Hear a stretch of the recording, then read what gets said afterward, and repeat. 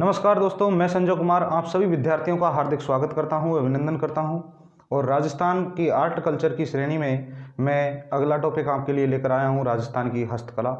राजस्थान की हस्तकला के बारे में आज हम बात करेंगे। और राजस्थान की हस्तकला के बारे में जब हम बात करेंगे तो आपको पता है कि राजस्थान की हस्तकला के अंतर्गत जो चीज़ें आती हैं उन चीज़ों को हम भली भांति तरीके से देखेंगे। देखिएगा, राजस्थान की हस्तकला की बात करें तो हस्त का मतलब हाथ और कला के मतलब कोई वस्तु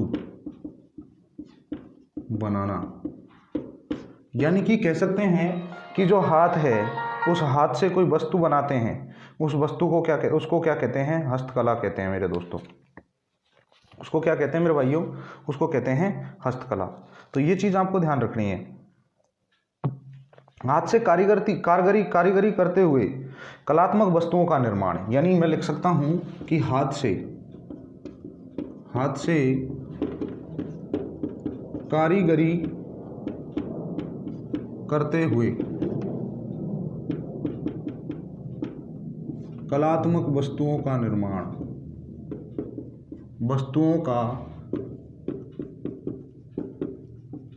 निर्माण, ठीक है ना। हाथ से कारीगरी करते हुए कलात्मक वस्तुओं का जो निर्माण है उसको क्या कहा जाता है? हस्तकला कहा जाता है। अच्छा, एक चीज़ और देखना मेरे दोस्तों, हस्तकला उद्योग केंद्र है कहाँ पर? सबसे पहली बात हम करेंगे, हस्तकला उद्योग केंद्र है कहाँ पर। और दूसरी जो हम बात करने जा रहे हैं, हस्तकलाओं का तीर्थ किसे कहा जाता है। देखो, हस्तकला यानी हाथों से निर्माण की गई वस्तुएं, हाथों से बनाई गई जो वस्तुएं हैं, कलात्मक जो वस्तुएं हैं उनको बनाते हैं, उनको कहते हैं हस्तकला। दूसरा, हस्तकला का उद्योग केंद्र ये मुख्य रूप से है कहाँ पर? सबसे पहले हम बात करेंगे, देखो पहली बात करेंगे हस्तकला का उद्योग केंद्र, ठीक है। दूसरी इसके बारे में हम बात करेंगे, हस्तकला का जो तीर्थ है, यानी हस्तकलाओं का तीर्थ किसे कहा जाता है। हस्तकला उद्योग का केंद्र अलग है और जबकि तीर्थ किसे अलग कहते हैं, यानी हस्तकलाओं का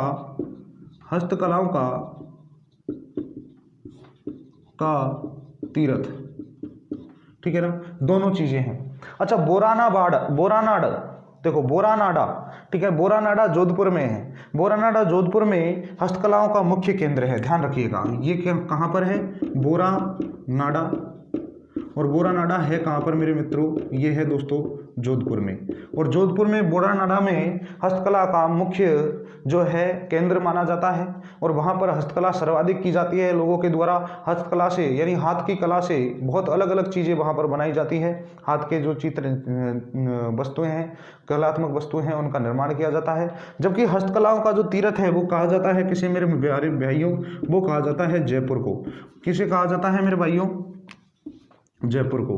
हस्तकला का जो तीर्थ है वो तीर्थ मेरे भाइयों किसे कहा जाता है? जयपुर को। ध्यान रखिएगा, जयपुर को हस्तकला का तीर्थ कहा जाता है। और जयपुर में आपने देखा होगा कि हस्तकला से काफ़ी चित्र बनाए जाते हैं, जैसे कि मिट्टी के घोड़े, ठीक है ना, मिट्टी के बर्तन, मिट्टी के बर्तन की अगर बात करेंगे तो मिट्टी के बर्तन यहाँ पर बनाए जाते हैं। ये सारी चीज़ें मेरे भाइयों कहाँ पर मिलेगी आपको? ये जयपुर में मिलेगी।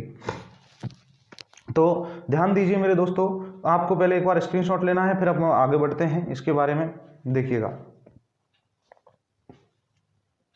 औद्योगिक नीति कब बनाई गई थी? ये बनाई गई थी 1992 में। एक ध्यान रखिएगा, औद्योगिक नीति, इधर अब मैं लिख देता हूं औद्योगिक नीति।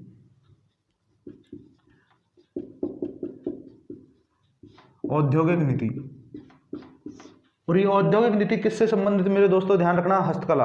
और हस्तकला के लघु उद्योग का दर्जा दिया गया इसको। किसका दर्जा दिया गया? लघु उद्योग का। औद्योगिक नीति देखिए ये बनाई गई थी 1992 में।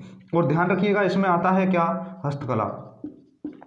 और जब मैं हस्तकला की बात करूंगा तो ध्यान रखिएगा मेरे दोस्तों कि ये जो हस्तकला है इसको लघु उद्योग का दर्जा दिया गया। किसका दर्जा दिया गया इसको? लघु उद्योग का दर्जा, लघु उद्योग का दर्जा। इट मीन्स आप समझ सकते हो मेरे भाइयों कि लघु उद्योग का दर्जा किसे दिया गया? ये दिया गया मेरे दोस्तों हस्तकला को। हस्तकला को लघु उद्योगों का क्या दिया गया? दर्जा दिया गया। उस 1992 में जो नीति बनाई गई थी, 1992 में जो नीति बनाई गई थी औद्योगिक नीति, उस औद्योगिक नीति में हस्तकला को लघु उद्योग का दर्जा दिया गया। जबकि औद्योगिक नीति जो बनाई गई थी बाद में लगभग वो बनाई गई थी मेरे दोस्तों, कब बनाई गई थी? 1998 में, ठीक है ना, 1998 में बनाई गई थी, 1998 में। इसमें हस्तकला उद्योग में क्षेत्रीय असमानता को दूर करने का प्रयास किया गया, ठीक है ना, ध्यान रखिएगा। देखिएगा, एक औद्योगिक नीति बनाई, जल्दी से एक बार स्क्रीनशॉट लीजिए मेरे भाइयों, उसके बाद आगे बढ़ते हैं हम। हाथ से कारीगरी करते हुए कलात्मक वस्तुओं को क्या कहते हैं? हस्तकला के अंतर्गत आता है। हस्तकला का उद्योग केंद्र कौन सा है? बोरानाडा जोधपुर। और बोरानाडा जोधपुर की अगर मैं बात करूंगा तो हस्तकलाओं का तीरथ कहा जाता है किसको? जयपुर को। इसके बाद औद्योगिक नीति कौन सी है? 1992 यानी 1992। और 1992 की अगर बात करें तो हस्तकला आती है उसमें, और हस्तकला जो है उसको लघु उद्योग का क्या दिया गया है मेरे दोस्तों? दर्जा दिया गया है। दूसरा अगर मैं बात करूं तो यहाँ पर औद्योगिक नीति जो बनाई गई थी 1988 में, सॉरी 1998 में जो बनाई गई थी, ठीक है ना, औद्योगिक नीति जो बनाई गई थी, औद्योगिक नीति 1998 में, औद्योगिक नीति, और ये औद्योगिक नीति बनाई गई थी 1998 में। 1998 ईस्वी में ये औद्योगिक नीति बनाई गई थी, यानी हस्तकला उद्योग में क्षेत्रीय असमानताओं को दूर करने का प्रयास किया गया। देखिए हस्तकला इसमें क्या किया गया? इसमें मेरे दोस्तों हस्तकला उद्योग में क्षेत्रीय असमानताओं को, ये जो क्षेत्रीय असमानताएं हैं, क्षेत्रीय असमानताओं को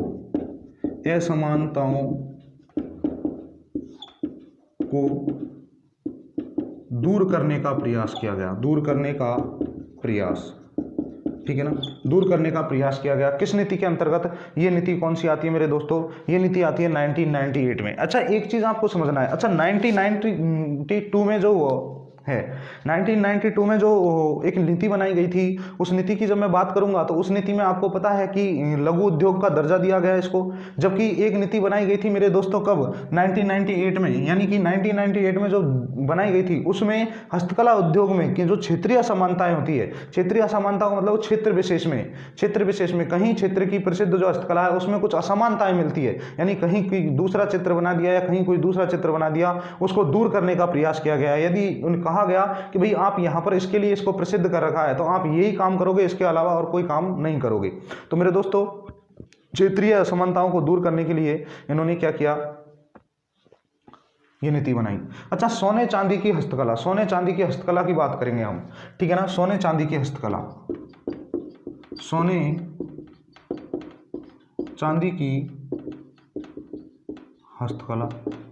इसकी अगर मैं बात करूंगा तो मेरे दोस्तों ध्यान रखिएगा, इसमें कौन कौन सी आती है कलाएं? सोने चांदी की जो हस्तकला है, वो सोने चांदी की हस्तकला में कौन कौन सी कला आती है उनके बारे में हम बात करेंगे, ठीक है ना, उनके बारे में हम बात करेंगे। अच्छा सोने चांदी की में एक आती है थेवा कला, ठीक है ना, ध्यान रखिएगा, एक आती है थेवा कला, पहली थेवा कला। और थेवा कला की जब मैं बात करूंगा तो आप सभी विद्यार्थियों को ध्यान रखना है कि कांच में सोने की कारीगरी करना, कांच में मेरे दोस्तों किसकी कारीगरी करनी है? सोने की कारीगरी, यानी कि आभूषण बनाए जाते हैं सोने की कारीगरी करके, कांच में सोने की कारीगरी करके क्या बनाया जाता है? आभूषण बनाए जाते हैं दोस्तों। मुख्य केंद्र जो है वो मुख्य केंद्र है कहां पर? वो है प्रतापगढ़। ध्यान रखिएगा, देखो कांच पर सोने की कारीगरी करके, यानी कांच पर सोने की कारीगरी करके और मेरे दोस्तों आभूषण बनाए जाते हैं। क्या बनाए जाते हैं? आभूषण बनाए जाते हैं, आभूषण बनाए जाते हैं, यानी कांच पर सोने की कारीगरी करके क्या बनाए जाते हैं? आभूषण बनाए जाते हैं। दूसरा मेरे दोस्तों ध्यान रखना, इसका मुख्य केंद्र कहां पर है, ये भी आपको ध्यान रखना है। थेवा कला जो है इसका मुख्य केंद्र, और ये मुख्य केंद्र मेरे दोस्तों है कहां पर? ये मुख्य केंद्र मेरे भाइयों है प्रतापगढ़ में। कहां पर है मेरे भाइयों? ये है प्रतापगढ़ में, ध्यान रखिएगा, देखिए ये है प्रतापगढ़ में, मुख्य केंद्र प्रतापगढ़। तो जल्दी से एक बार स्क्रीनशॉट लीजिए, फिर अपन आगे बढ़ते हैं थोड़ा सा, है ना, और देखते हैं अगला।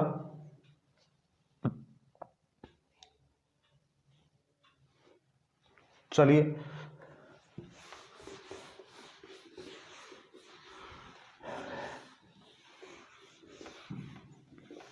देखिए, अगर मैं बात करूंगा सोने चांदी की हस्तकला का, तो देखिए इसमें क्या क्या आता है।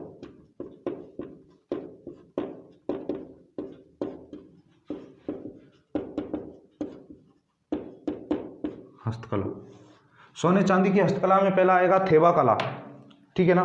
पहला आएगा मेरे दोस्तों सोने चांदी की जो हस्तकला है, इस हस्तकला में आएगा पहला थेवा कला, थेवा कला, ठीक है। दूसरा मेरे दोस्तों आएगा तारांकसी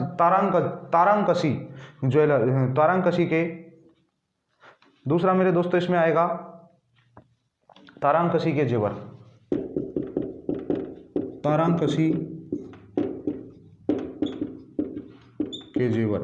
और तीसरी अगर मैं बात करूंगा तो ध्यान रखिएगा James and jewellery, James and jewellery जिसे कहते हैं, जेम्स यानी ज्वेलरी, ठीक है ना, जेम्स एंड ज्वेलरी। देखिए थेवा कला, तारांकसी के आभूषण है ना, तारांकसी के जेवर और जेम्स एंड ज्वेलरी। और इसके बाद मेरे दोस्तों ध्यान रखना इसमें ही आएगा कुंदन कला, इसमें आएगा क्या, कुंदन कला, ध्यान रखिएगा मेरे दोस्तों, इसमें आएगा क्या, कुंदन कला, कुंदन कला भी इसमें आती है। देखिएगा चौथा कुंदन कला, ये कुंदन कला भी मेरे भाइयों इसी में आती है। थेवा कला, तारांकसी के जेवर, जेम्स एंड ज्वेलरी, ठीक है ना। इसके बाद इसमें आएगी मीनाकारी, मीनाकारी, ठीक है ना, मीनाकारी, ठीक है। इसके बाद आएगी इसमें खोप्तगिरी, इसमें ही आएगी क्या, खोप्तगिरी, अलग अलग नाम है मेरे दोस्तों, खोप्तगिरी, ठीक है ना, खोप्तगिरी। अब देखिएगा इधर सातवें की अगर मैं बात करूंगा, देखिए खोप्तगिरी के बाद आता है तहनीसा, तहनीसा क्या आता है, तहनीसा, ये लास्ट है, कौन सा है, लास्ट, देखो तहनीसा, तहनीसा यानी अलग अलग मेरे दोस्तों इसमें आती है। अब देखो थेवा कला आती है, देखिए तो ध्यान रखिएगा दोस्तों, एक है थेवा कला, एक है तारांकसी के जेवर, एक है जेम्स एंड ज्वेलरी, एक है कुंदन कला, एक है मीनाकारी और एक है खोप्तगिरी और एक है तहनीसा, ठीक है ना। इनके बारे में हम बात करेंगे।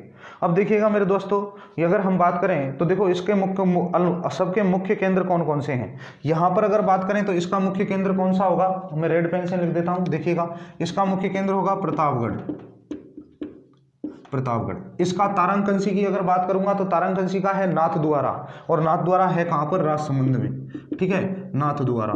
देखिए दोस्तों, अच्छा जेम्स एंड ज्वेलर ये है जयपुर, ठीक है ना, कहाँ पर है मेरे दोस्तों, जयपुर में। और इसके बाद ये जो कुंदन लाल है, कुंदन कला है, ये भी कहाँ पर है मेरे दोस्तों, जयपुर में है। इसके बाद ध्यान रखना मीनाकारी, यदि मीनाकारी की बात करूँ वो भी जयपुर में ही है, ठीक है ना, जयपुर। इधर इसकी बात करेंगे पोख्तगिरी की, तो ये भी कहाँ पर है मेरे दोस्तों, जयपुर में है। और अगर बात करूंगा मैं तहनीसा की, तो तहनीसा ये देखिए, ये इसका एक और मिलेगा आपको, कौन सा मिलेगा, अलवर, अलवर में भी सर्वाधिक प्रसिद्ध है पोख्तगिरी, ठीक है ना। पोख्तगिरी जो है ये अलवर में भी सर्वाधिक क्या है मेरे दोस्तों, प्रसिद्ध है। पहला देखिए थेवा कला, यदि थेवा कला की बात करें तो प्रतापगढ़, तारांकसी के जेवर नाथद्वारा, ठीक है ना। और इधर बात करें जेम्स एंड ज्वेलरी की, जयपुर, ठीक है ना, कुंदन कला की जयपुर, मीनाकारी की जयपुर, पोख्तगिरी की जयपुर, अलवर। और इधर अगर बात करें तो अलवर उदयपुर, ये हो जाएगा अलवर और एक हो जाएगा उदयपुर, ठीक है ना, अलवर और उदयपुर। ध्यान रखिएगा मुख्य केंद्र जो है, तो मुख्य केंद्र इनके यहाँ पर है, ये आप एक बार स्क्रीनशॉट ले लीजिए दोस्तों, फिर हम आगे बढ़ते हैं।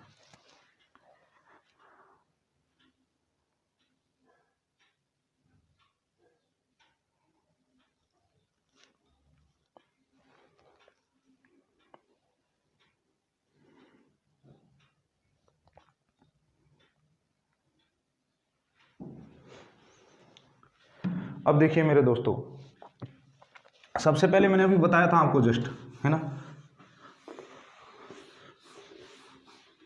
कि थेवा कला जो है, ये थेवा कला की जब मैं बात करूंगा तो कांच में किसकी, सोने की कारीगरी, कांच में सोने की कारीगरी से आभूषण बनाए जाते हैं। ध्यान रखिएगा, मैं पहले लिखूंगा कांच में सोने की कारीगरी, कारीगरी से आभूषण बनाए जाते हैं, ठीक है ना। इसके बाद अगर मैं बात करूंगा मुख्य केंद्र, तो इसका मुख्य केंद्र कहां पर है मेरे दोस्तों, प्रतापगढ़ में, इसका मुख्य केंद्र, और मुख्य केंद्र है कहां पर मेरे दोस्तों, प्रतापगढ़, ठीक है ना। प्रतापगढ़ में इसका क्या है मेरे भाइयों, मुख्य केंद्र है। दूसरा मेरे दोस्तों ध्यान रखना कि ये सोनी परिवार से संबंध है, यानी प्रवर्तक कौन थे इसके, नाथूराम सोनी। इसके प्रवर्तक नाथूजी सोनी, यानी कि प्रवर्तक जो है वो प्रवर्तक कौन थे मेरे भाइयों, सबसे पहले वो थे नाथूजी सोनी। नाथूजी सोनी ने इसका क्या किया, प्रारंभ किया। दूसरा मेरे दोस्तों ध्यान रखना कि नाथूजी सोनी जो है वो उनके ही परिवार से एक व्यक्ति थे जो जिसका नाम था महेश राज सोनी, और महेश राज जो सोनी है उनको पद्मश्री मिल चुका है। इसके लिए पद्मश्री मिला हुआ है, यानी कि ध्यान रखना महेश राज सोनी को पद्मश्री मिल चुका है, ठीक है ना। दूसरा आपको ध्यान रखना है मेरे दोस्तों कि जस्टिन वकी जो अंग्रेज अधिकारी थे उसने अंतर्राष्ट्रीय स्तर पर क्या कर दिया, इनको लोकप्रिय कर दिया। जस्टिन वकी, ठीक है ना, जस्टिन वकी एक आदमी है जिसका नाम है जस्टिन वकी, और ये जस्टिन वकी है कौन है, अंग्रेज अधिकारी। और ये जो अंग्रेज अधिकारी है, इस अंग्रेज अधिकारी ने इसको अंतर्राष्ट्रीय स्तर पर प्रसिद्ध किया, अंतर्राष्ट्रीय, ठीक है ना, अंतर्राष्ट्रीय स्तर पर प्रसिद्ध किया, ठीक है ना। अंतर्राष्ट्रीय स्तर पर क्या कर दिया मेरे दोस्तों, इसको प्रसिद्ध कर दिया, ठीक है। इसके बाद आता है टेराकोटा, ठीक है ना। इसके बाद में ध्यान रखना, इसके बाद मैं बताऊंगा टेराकोटा। देखिएगा जल्दी से एक बार इसका स्क्रीनशॉट ले लीजिए, फिर अपन बात करेंगे अगली।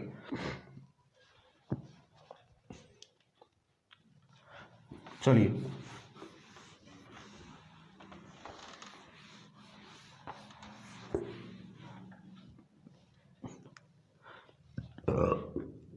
एक आती है मेरे दोस्तों टेराकोटा।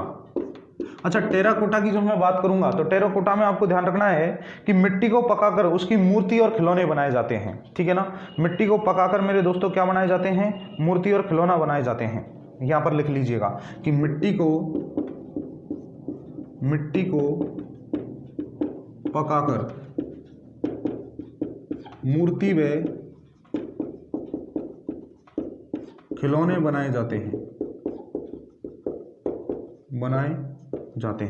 मूर्ति और वह खिलौने बनाए जाते हैं। दूसरा मेरे दोस्तों ध्यान रखिएगा, इसमें एक तो है मौलेला जो कहां पर है, राजसमंद, और राजसमंद में यहां पर मोहनलाल कुमावत को पद्मश्री मिला हुआ है, पहला स्थान है मौलेला,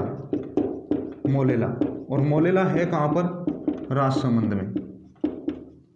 और सबसे बढ़िया बात क्या है कि महेश कुमार जो है उस मोहनलाल कुमावत, महेश कुमार तो पिछले में था थेवा कला में, यहाँ पर हम बात करेंगे मोहनलाल कुमावत की। इनको पद्मश्री मिला हुआ है इसके ऊपर, ठीक है ना। मोहनलाल कुमावत को पद्मश्री प्राप्त है ना, इस कला के अंतर्गत। दूसरा हम बात करेंगे हरजी, ठीक है ना। हरजी जो कहां पर है, जालौर में। दूसरी इसके संदर्भ में बात करेंगे हरजी, और ये हरजी है कहां पर मेरे दोस्तों, ये है जालौर में। यदि हम हरजी जालौर की अगर बात करेंगे तो आपको ध्यान रखना है यहाँ पर देवताओं के घोड़े बनाए जाते हैं, यहाँ पर देवताओं के घोड़े बनाए जाते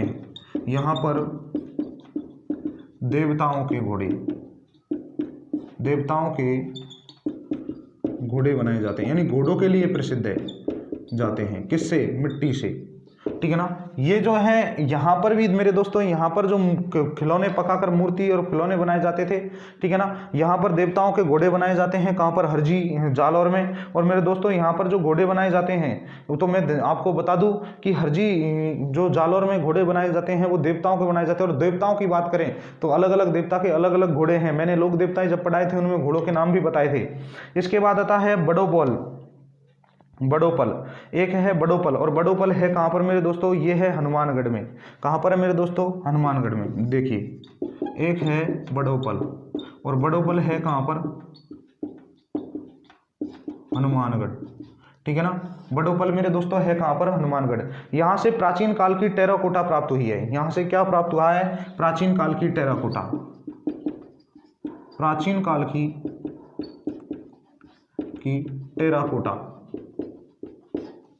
टेराकोटा प्राप्त हुई। प्राचीन काल की टेराकोटा प्राप्त हुई। इसके बाद ध्यान रखिएगा, अब यहाँ पर कुछ नहीं बनता और यहाँ पर पक्षी अभ्यारण्य स्थापित किया जा रहा है। और वर्तमान में मेरे दोस्तों यहाँ पर पक्षी अभ्यारण्य स्थापित किया जा रहा है, यानी वर्तमान में यहाँ पक्षी अभ्यारण्य स्थापित किया जा रहा है। यानी पक्षी अभ्यारण्य क्या किया जा रहा है मेरे दोस्तों, स्थापित किया जा रहा है। जल्दी से स्क्रीनशॉट लीजिए, फिर आगे बढ़ते हैं।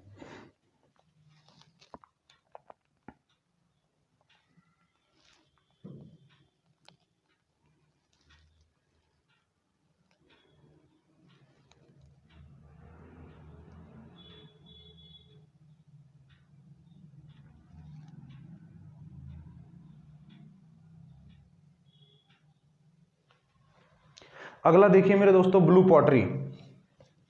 टेराकोटा के बाद आता है ब्लू पॉटरी।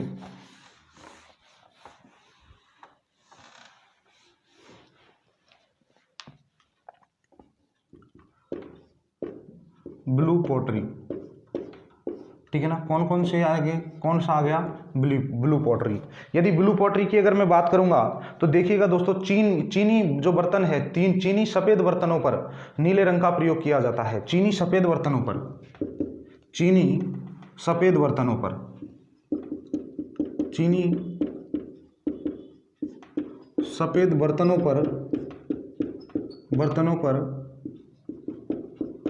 नीले रंग का प्रयोग किया जाता है, ठीक है ना। चीनी सफेद बर्तनों पर मेरे दोस्तों कैसे रंग का प्रयोग किया जाता है, नीले रंग का प्रयोग किया जाता है। और चित्र बनाए जाते हैं,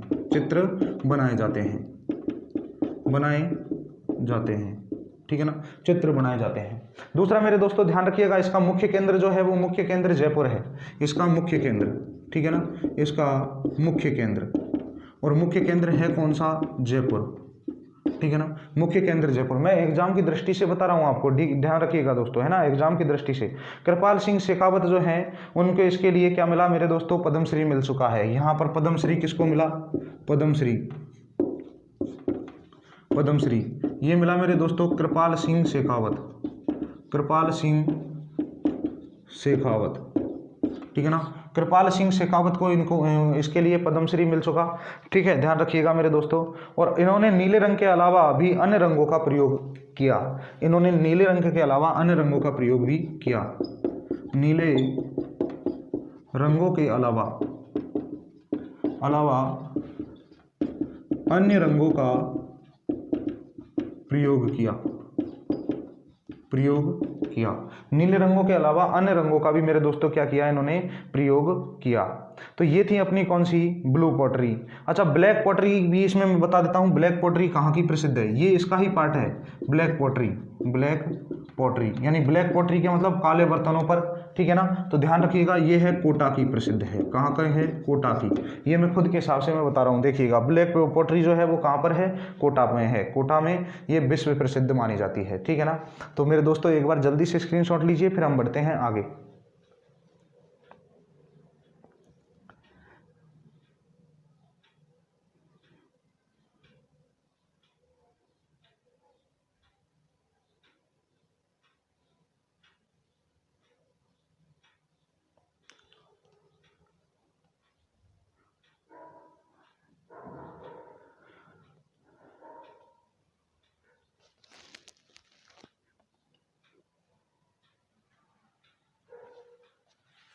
देखिएगा, अब हम बात करेंगे मीनाकारी की।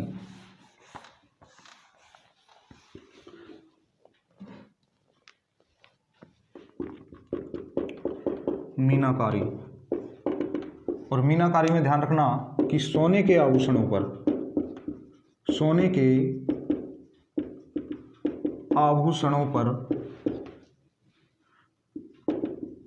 रंग छनाया जाता है। सबसे पहली बात, सोने के आभूषणों पर मेरे दोस्तों क्या चढ़ाया जाता है, रंग चढ़ाया जाता है। दूसरा, इसका मुख्य केंद्र जो है वो मुख्य केंद्र जयपुर है।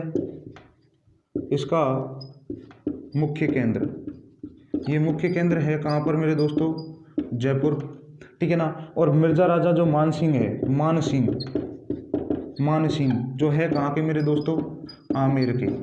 मानसिंह जो है आमेर के हैं, और आमेर के जो राजा है वो लाहौर से इसके कलाकारों को बुलाए थे, ठीक है ना। यानी मानसिंह ने, आमेर के जो थे, मानसिंह ने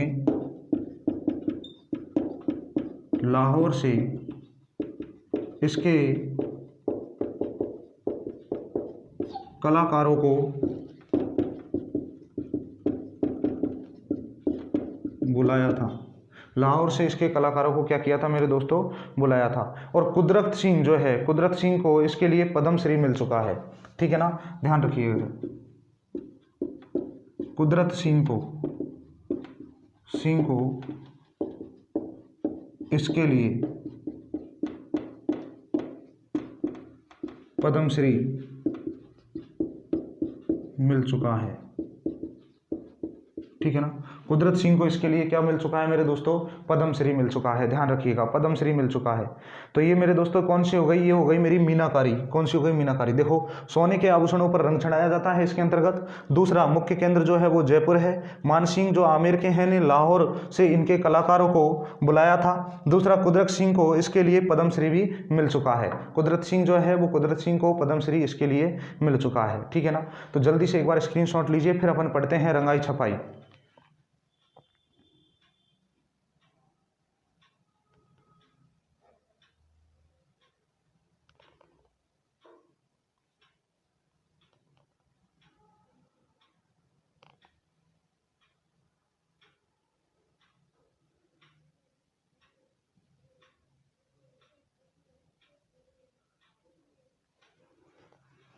चलिए,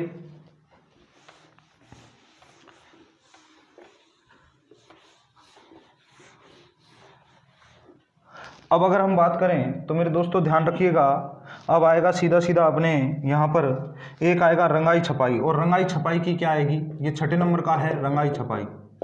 रंगाई छपाई, और रंगाई छपाई में मेरे दोस्तों आपको ध्यान रखना है, एक एक करके मैं बात बताऊंगा। एक तो है अजरक प्रिंट, इसे कहते हैं क्या मेरे दोस्तों, अजरक प्रिंट कहा जाता है। एक तो है अजरक प्रिंट, अजरक प्रिंट, ठीक है ना, पहला। दूसरा अगर मैं बात करूं तो ध्यान रखिएगा मेरे दोस्तों, एक है मलीर प्रिंट, एक है मलीर प्रिंट, ठीक है ना। तीसरा अगर मैं बात करूंगा तो ध्यान रखिएगा मेरे दोस्तों, सांगानेरी प्रिंट, सांगानेरी प्रिंट, ठीक है ना, सांगानेरी प्रिंट। चौथे की अगर मैं बात करूं तो ध्यान रखिएगा मेरे दोस्तों, बगरू प्रिंट, एक है बगरू प्रिंट। कौन सा है, बगरू प्रिंट। अच्छा, बगरू प्रिंट जो है इनकी अगर मैं बात करूंगा तो आपको ध्यान रखिएगा, रखना है मेरे दोस्तों, और ध्यान क्या रखना है ये भी आप देखिएगा कि देखो, एक तो है मलीर प्रिंट, दूसरा है सांगानेरी प्रिंट, तीसरा है बगरू प्रिंट, ठीक है ना। अब मेरे भाइयों आपको मैं बता देता हूं कि मुख्य केंद्र इसका कहां पर है, बाड़मेर में। इसका मुख्य केंद्र ये है मेरे दोस्तों बाड़मेर, ठीक है ना। बाड़मेर में इसका मुख्य केंद्र है, किसका, अजरक प्रिंट का। नीले रंग का अधिक प्रयोग किया जाता है, ठीक है ना। और ध्यान रखिए, ज्यामितीय अलंकरण अधिक यानी तुर्की शैली का अधिक प्रभाव मिलता है इसमें, ज्यामितीय अलंकरण ज्यादा मिलता है। एक तो ज्यामितीय अलंकरण एवं तुर्की शैली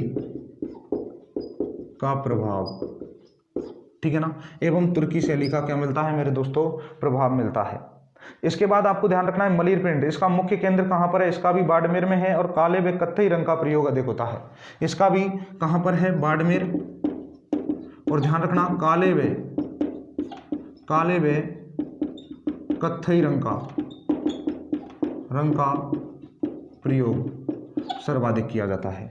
इसके बात करेंगे सांगानेरी प्रिंट, और सांगानेरी प्रिंट की बात करें तो ये जयपुर का है, और काले व लाल रंग का प्रयोग अधिक होता है, और मुन्ना लाल गोयल ने इसको प्रसिद्ध किया था, ठीक है ना। इसमें देखिएगा, काले व लाल रंग का प्रयोग, और दूसरा ध्यान रखना, इसको मुन्ना लाल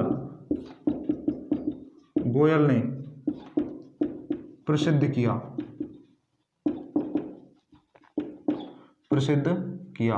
ध्यान रखना। प्रसिद्ध किया।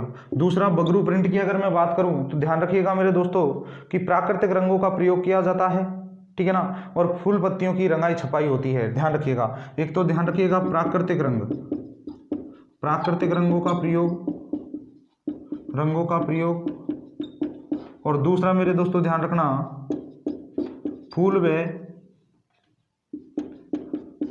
पत्ती की छपाई की जाती है, ठीक है ना। ध्यान रखिएगा, पहले है अजरक प्रिंट। अजरक प्रिंट की अगर मैं बात करूं तो मुख्य केंद्र कहां पर है, बाड़मेर में, ठीक है ना। दूसरा ज्यामितीय अलंकरण और तुर्की शैली का प्रभाव मिलता है इस पर। तीसरी बात मलिर प्रिंट यानी बाड़मेर में है और काले व कत्थई रंग का प्रयोग किया जाता है इसमें, ठीक है ना। सांगानेरी प्रिंट की बात करें तो काले व लाल रंग का प्रयोग किया जाता है। दूसरा इसको मुन्ना लाल गोयल ने प्रसिद्ध किया था। दूसरा बगरू प्रिंट की बात करें तो प्राकृतिक रंगों का प्रयोग और फूल व पत्ती की छपाई की जाती है। तो जल्दी से मेरे दोस्तों एक बार स्क्रीनशॉट लीजिए, फिर आगे बढ़ते हैं अपन।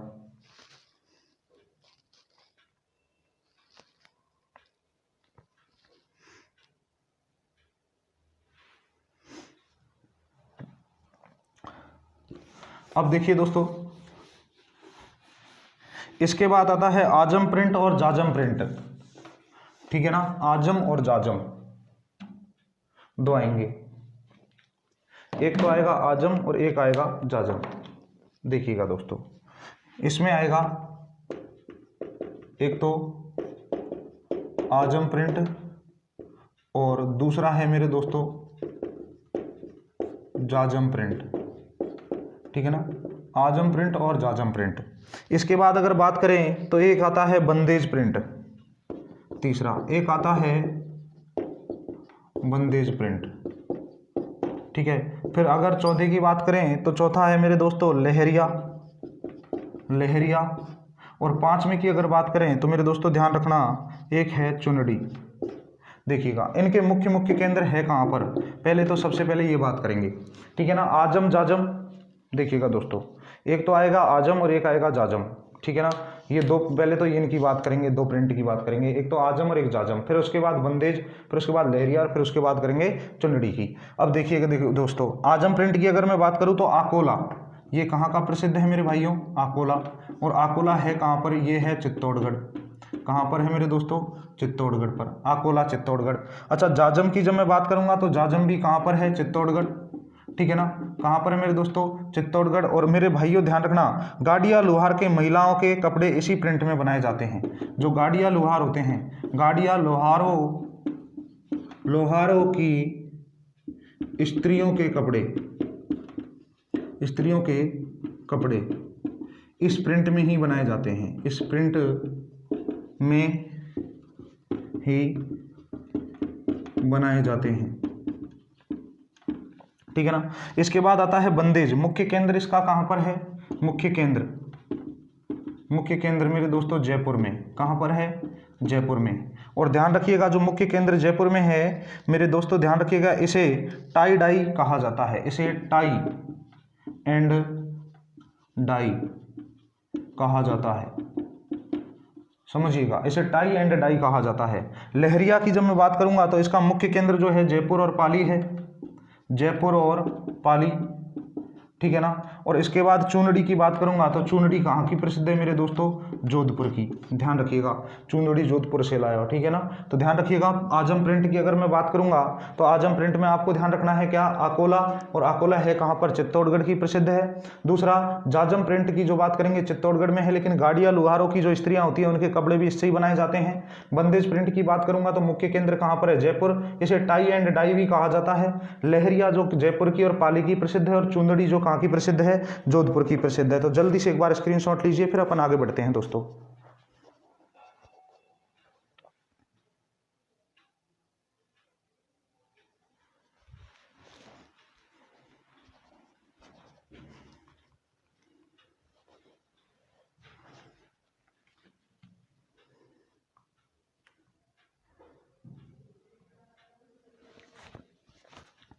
अब मेरे भाइयों अगला आता है बादले। छठे रंगाई छपाई के बाद आता है बादले।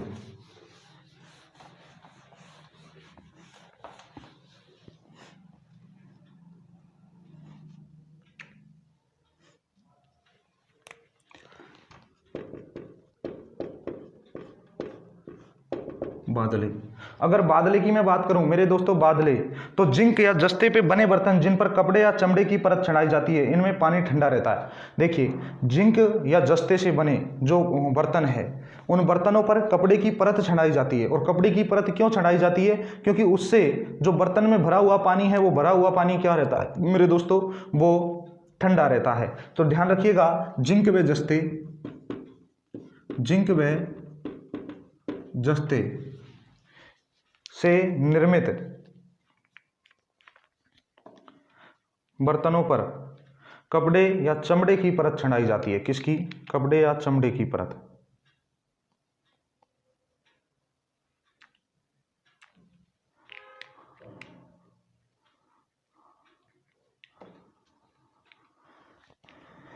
देखिएगा, ठीक है, जिंक व जस्ते के बर्तनों पर कपड़े की परत, ठीक है ना, पर कपड़े की क्या चढ़ाई जाती है? परत चढ़ाई जाती है। कपड़े की परत चढ़ाई जाती है, ठीक है ना, जिससे बर्तन में भरा पानी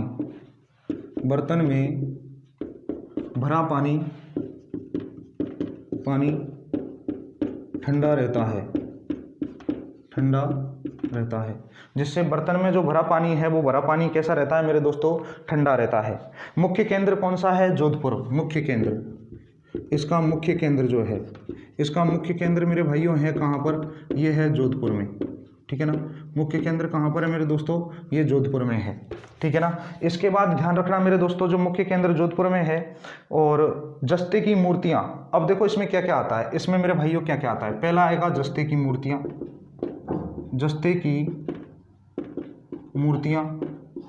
इसका मुख्य केंद्र मेरे दोस्तों है कहाँ पर? जोधपुर में, ठीक है ना। दूसरा अगर हम बात करें तो दूसरा मेरे भाइयों कौन सा आएगा? काष्ठकला, ठीक है ना। जस्ते की मूर्तियाँ, ये 8वां है मेरे भाइयों। बादला 7वां है, ये है 8वां, और ये है 9वां। और काष्ठकला जो है मेरे भाइयों, वो बस्सी चित्तौड़गढ़ की। ये कहाँ की है? बस्सी, और बस्सी है कहाँ पर? चित्तौड़गढ़, जो बस्सी चित्तौड़गढ़ में पड़ता है, वहाँ की। अगर 10वीं की अगर हम बात करें हैं तो रमकड़ा उद्योग, ठीक है ना। कौन सा है? रमकड़ा उद्योग, ठीक है, रमकड़ा उद्योग। और रमकड़ा उद्योग की बात करें तो गलियाकोट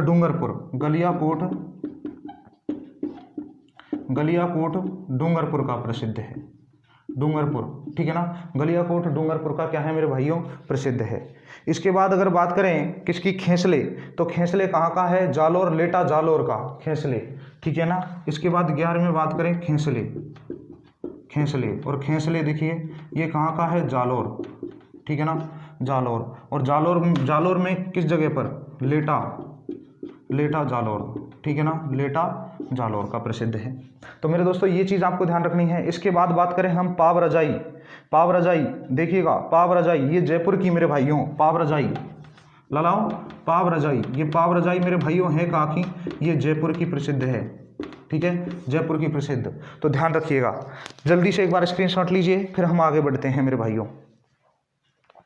एक बार इसको मैं वापस से बता देता हूं, देखिएगा, बादले, ठीक है ना, जिंक व जस्ते पर बर्तनों पर कपड़े की परत चढ़ाई जाती है जिससे पानी ठंडा रहता है। मुख्य केंद्र कहाँ पर है? जोधपुर में। जस्ते की मूर्तियां जहां बनाई जाती है उसका मुख्य केंद्र कौन सा है? जोधपुर। इसके बाद काष्ठकला, ये काष्ठकला मतलब कि लकड़ी का जो कार्य किया जाता है वो बस्सी, और बस्सी कहाँ पर है? चित्तौड़गढ़, जो बस्सी चित्तौड़गढ़ में है, जयपुर वाला बस्सी नहीं। रामगढ़ा उद्योग जो है वो गलियाकोट यानी डूंगरपुर। इसके बाद बात करें खींसले, ये लेटा जालौर में है। और पाव रजाई ये कहाँ का प्रसिद्ध है? जयपुर का प्रसिद्ध है। तो ये आपने स्क्रीनशॉट ले लिया होगा, जल्दी से एक बार देखिए अगला।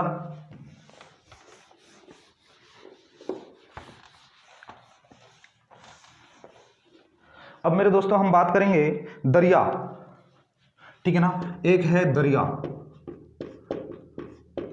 है ना, और इसकी अगर हम बात करेंगे तो ध्यान रखिए, एक टाकला, लावणा और सालावास। टाकला, लावणा और सालावास। एक तो है टाकना, एक है लावणा और एक है सालावास।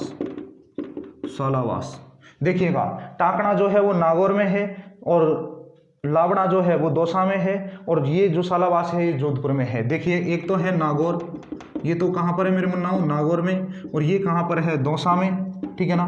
और इसके बाद ये आएगा कहाँ पर, ये मेरे दोस्तों है जोधपुर में। कहाँ पर, जोधपुर में, ठीक है ना, जोधपुर में, ध्यान रखिएगा। इसके बाद गलीचे और नमदे, गलीचे होते हैं ना, गलीचे, ठीक है ना, गलीचे, गलीचे, ये गलीचे और नवदे, ठीक है ना। यदि इसकी हम बात करेंगे तो मेरे भाइयों ध्यान रखिएगा, ये जयपुर और टोंक के प्रसिद्ध है, ठीक है ना, जयपुर और टोंके।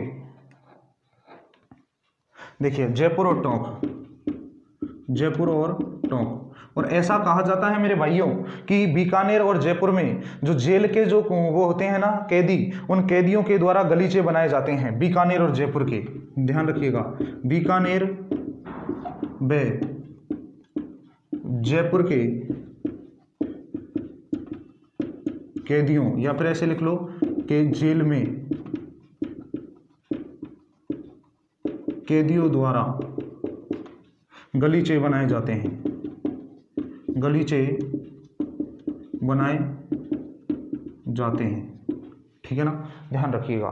तो जल्दी से मेरे दोस्तों एक बार स्क्रीनशॉट लीजिए, मैं एक बार इसको आपको दोबारा से रिवाइंड करवा देता हूं, ठीक है ना, ध्यान रखिएगा।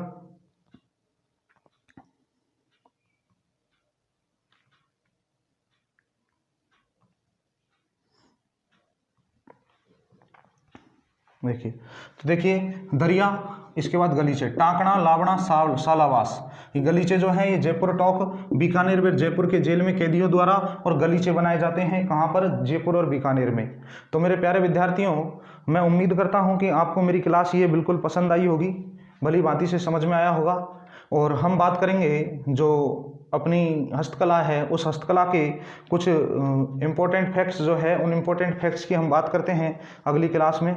तब तक के लिए मेरे दोस्तों धन्यवाद, नमस्कार।